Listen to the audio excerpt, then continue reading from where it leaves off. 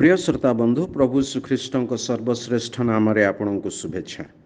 पवित्र बाइबल जौहन लिखित सुसमाचार 16 अध्याय 11 पदरे प्रभु श्रीख्रीष्ट पवित्र आत्मा संबंध में कहले विचार विषय कारण यही जगतर अधिपति विचारित होइअछि।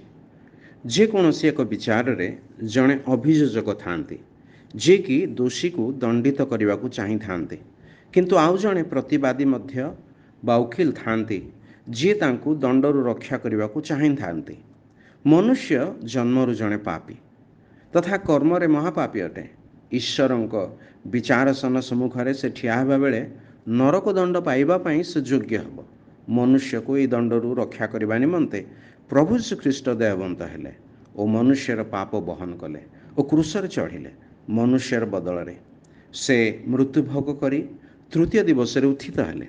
जे कहीं तांकठारे विश्वास करे और ताहांकु त्राणकर्ता प्रभु रूपे ग्रहण करे से परित्राण प्राप्त हुए, से पाप क्षमा प्राप्त हुए।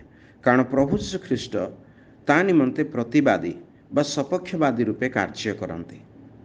जो माने विश्वास करती नहीं से माने दंडित हेबे, कारण से माने ईश्वरंक पुत्र प्रभु श्रीख्रीष्ट विश्वास करती नहीं, पुणी ताहांकु अग्राह्य करती।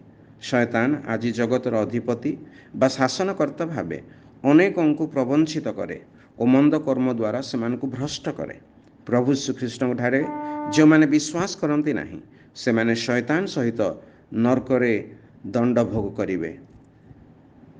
विचार दिन में से माने ईश्वरंकर विचार विषय बोधवान हेबे। तेबे आपण निज पई क्योंटा बाछिबे, परित्राण ना विनाश?